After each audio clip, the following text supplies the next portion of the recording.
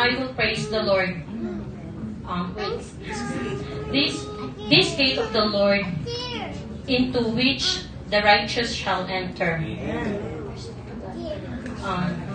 I will praise thee, for thou who hast heard me, and art become my salvation. The stone which the builders refuse is become the headstone of the corner.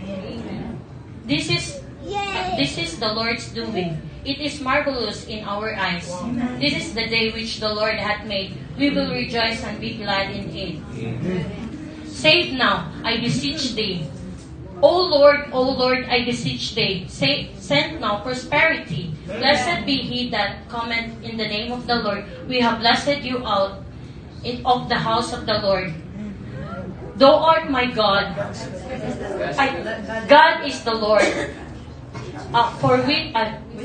Which hath shown us light.